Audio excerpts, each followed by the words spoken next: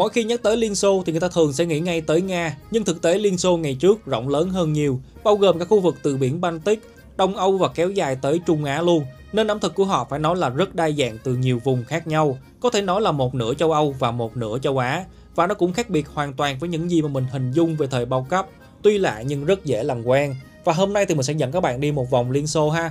Mình sẽ ăn từ những miếng bánh mì đen quốc dân cho tới những xiên thịt nướng đậm chất Trung Á, hay những miếng cá hồi muối có nguồn gốc từ Bắc Âu, và kết thúc là một ngụm kvass có truyền thống hơn 1000 năm. Còn bây giờ thì xin mời mọi người cùng xem và khám phá ẩm thực Liên Xô cùng với mình nhé.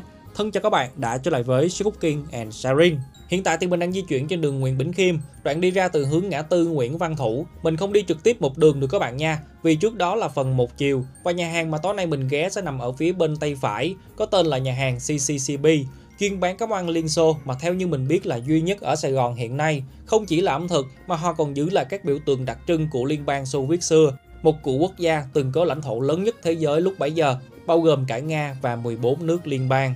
Về lối kiến trúc thì có thể thấy đây là một nhà hàng đậm chất Âu cổ điển từ ngoài vào trong. Bước vào là các bạn sẽ không nghĩ mình đang ở Việt Nam đâu. Cái cảm giác hoài cổ được họ phục dựng lại rất thật. Và bất ngờ hơn cả là hôm nay là tối thứ hai. Mình đi cũng gọi là sớm, nhưng nhà hàng đã có một lượng khách ngồi sẵn khá đông. Chỉ còn 1-2 bàn trống thôi. Và đây là bàn ăn của mình. Một chiếc bàn được bố trí ở trong góc xéo của cầu thang. Mình không thích cho lắm nhưng cũng không đổi được, vì các bàn còn lại đã được đặt trước hết rồi. Nói chung là nó cũng không ảnh hưởng quá nhiều tới trải nghiệm của mình. Tuy nhiên mình vẫn đề cập để cho khán giả nào quan trọng về chỗ ngồi thì mình lưu ý ha. Các vật dụng còn lại trên bàn ăn thì vẫn được set up cơ bản với dao, muỗng, nĩa. Nhưng ở đây họ để hết về bên tay phải. Không phải là họ set up sai nha, mà nó bắt nguồn từ thói quen ăn tập thể của giai cấp công nông thời Liên Xô. Mọi người thường sẽ ngồi cùng với nhau trên những chiếc bàn dài hoặc là bàn vuông, ăn chung những món ăn có khẩu phần lớn như súp, bánh mì, thịt nguội, mỡ muối hay là cá muối. Đó là những món ăn phổ biến thời Liên Xô cũ mà chúng ta có thể dễ dàng tìm thấy trong menu. Ở đây thì mình thấy gần như là nhà hàng đã đem hết tất cả những gì thuần túy nhất của ẩm thực Liên Xô qua Việt Nam. Giá thì cũng không cao. So với khu vực trung tâm quận nhất thì đây là một nhà hàng có mức giá bình thường. Họ chia trang cũng đều, hình ảnh rõ ràng, món nào món chính, món nào món phụ, khẩu phần ăn ra sao, nhìn vào là biết ngay. Thậm chí ở một số nguyên liệu quan trọng, họ còn mô tả cho mình biết thêm về lịch sử, cũng như là cách thức để kết hợp với các món ăn khác. Chỉ có một điều là họ để bằng tiếng Anh. Mình mong là nếu được thì nhà hàng sẽ làm thêm phiên bản tiếng Việt hoặc là song ngữ thì nó sẽ tuyệt vời hơn, vì đây là những thông tin rất là hữu ích. Mình là người Việt Nam, chưa từng ăn món Liên Xô bao giờ. Đọc qua là đã hình dung được 50-50 là nó như thế nào rồi. Và do là cuốn menu này cũng khá nhiều món, nên mình chỉ tóm gọn lại là nếu đi 2 người thì chi phí đâu đó sẽ vào khoảng 4 cho tới 500 ngàn một người ha. Đi đông hơn thì giá sẽ tốt hơn, cũng như là ăn được nhiều món hơn như salad, cơm, súp, thịt nướng, món nguội và các loại bánh mặn ngọt. Nói chung là rất nhiều, và hôm nay thì mình chỉ cố gắng thử mỗi loại một chút thôi, với tiêu chí là mình sẽ ưu tiên những gì mà nó đặc sắc nhất từ nền ẩm thực Liên Xô, cũng như là tính hòa hợp khi mà ăn cùng với nhau trên bàn ăn.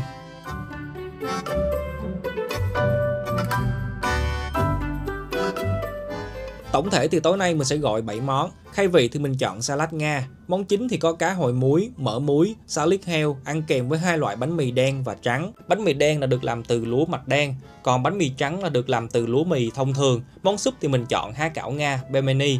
Còn thức uống thì mình có thử kvass, cũng được làm từ lúa mạch đen luôn. Nó có vị giống bia nhưng không có cồn. Cảm giác ban đầu khi uống nó sẽ hơi đanh giống bia 333, nhưng sau đó nó đậm lại, tỏa ra một chút men ga và vị chua nhẹ mang mát, giống như là mình đang uống một loại kombucha, rất là thú vị. Ai mà sợ uống không quen thì mình có thể thử kompot ha, một loại nước quả mọng được nấu chín, có vị ngọt chủ yếu từ dâu, táo và mâm xôi. Còn bây giờ thì khai vị thôi. Món ăn đầu tiên sẽ là salad Nga, hay còn có tên là Olivier. Mình cũng không chắc là mình phát âm có đúng không nữa, nhưng hương vị của nó chắc chắn là rất quen thuộc đối với đại đa số khẩu vị của người Việt Nam. Nó vẫn là một hỗn hợp sốt mayonnaise, rau củ, lòng trắng trứng luộc và xúc xích. Có chăng là thêm một chút trứng cá ở bên trên, nhưng trứng cá đây thì nó có kết cấu mềm và không bổ trợ nhiều lắm về mặt hương vị cũng như là cảm giác ăn. Điểm mạnh vẫn là rau củ tươi, mayonnaise thì được trộn đều, và cái điểm đặc biệt đầu tiên mà mình thấy là mayonnaise của tiệm làm rất ngon. Nó ít béo nhưng lại có một độ cô đặc cao, bám đều lên xúc xích và rau củ nên ăn rất là gọn gàng, không có bị ngậy miệng, và hương thơm cũng như là độ giòn mát đều xuất phát từ bản chất tự nhiên của rau củ chứ không có sự tác động từ gia vị quá nhiều. Chuyển sang món thứ hai là há cảo Nga. Món này thì có tên bản xứ là pelmeni, thường được phục vụ chung với một loại kem chua có tên là smetana. Gọi là há cảo theo như mình nghĩ là chỉ để tượng trưng thôi. Trước khi ăn nó sẽ gần giống với sủi cảo của Trung Quốc hơn. Cái phần nước súp cũng vậy, mình nghe có vị ngọt của thịt và rau củ hầm luôn, chứ không hẳn là một loại nước luộc thông thường. Và khi ăn thì mình cứ trộn lên cho nó thấm các bạn nha. Cái viên cảo đây thì mình nghĩ là họ gói bằng khuôn vì nó có hình lục giác khá đều, vỏ dẻo, mềm và phần nhân thịt bò bên trong là mình nghe rất đậm vị bò. Theo như cách ăn cơ bản thì chúng ta sẽ chấm nó với sốt kem chua, nhưng chắc có lẽ do mình là người châu Á, quen ăn nước tương rồi nên khi chấm với một loại sốt béo và chua nhẹ thì mình thấy nó cũng không có sự liên kết, ăn không hoặc là chan thêm nước súp vào nhân, coi vậy mà đậm đà và mướt mát hơn.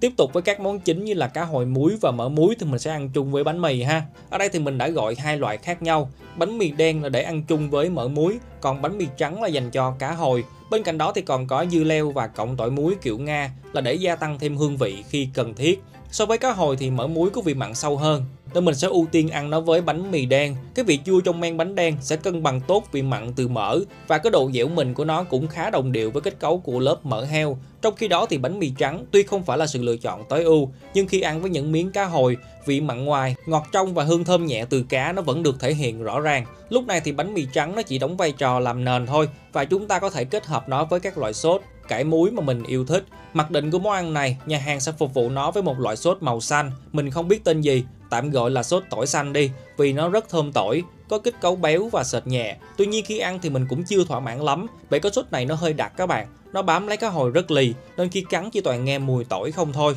Trong lúc đó thì mình chợt nhớ tới chén sốt smetana ban nãy từ dĩa há cảo Nga. Mình phết nó lên thử rồi vắt thêm một chút chanh, ăn coi vậy mà hợp vị hơn nhiều. Lúc này thì cái hương thơm thảo mộc, độ dẻo béo mặn mà từ phần thịt cá, nó đã được thể hiện rõ ràng. Họ ướp rất khéo, ăn cá muối mà cái cảm giác tươi mát nó không khác mấy so với những miếng cá tươi. Còn đây là mỡ muối ha. Các bạn thấy cái lớp tiêu và thảo mộc họ ướp bên ngoài nhìn có hấp dẫn không? Cái màu mỡ hiện tại là cũng đã chuyển sang màu trắng ngà và xen lẫn với đó là một lớp thịt được muối hồng khá là đẹp mắt. Món này thì mình sẽ ăn với mù tạt và bánh mì đen.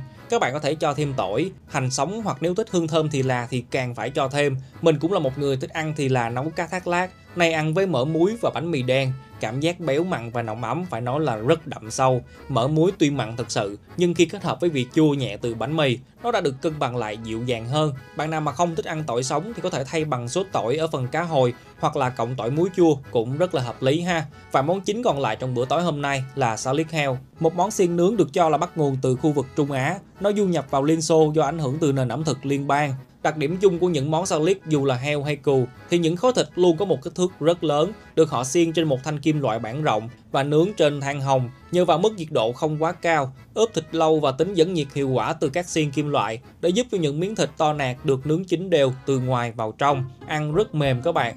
Mình có thể ăn bằng dao nĩa hoặc cắn trực tiếp đều được. Điểm mà mình ấn tượng nhất về món này là thịt vẫn giữ được thớ, nhưng khi cắn, khi nhai, các thớ thịt nó ém chặt lại và hòa vào nhau, ăn không có bị dính răng luôn. Gia vị ướp sẵn cũng không quá nhiều, mà nó sẽ phụ thuộc vào cách mà mình phối trộn với các loại sốt và rau củ ngâm chua. Ở đây thì nhà hàng họ phục vụ chung với một loại sốt mà mình nghĩ là được làm trên nền sốt cà chua, có hương thơm giống với ớt chuông và vị ngọt giống với hành tây. Nó sẽ giúp cho miếng thịt salad không những thơm than, mềm mọng mà giờ đây nó còn được bổ sung thêm vị thanh ngọt vô cùng thiết thực. Mình có thể ăn bằng nhiều cách khác nhau như xiên lại với cà chua và dưa muối, hay chấm ngập sốt với hành tím và thì là. Mỗi một trải nghiệm đều đem đến cho mình một cảm xúc riêng, mà phải nói là mình rất mê món salad tại nhà hàng CCCB. Thịt tươi, nướng khéo, không bị nồng gia vị và sốt chấm rất ngon.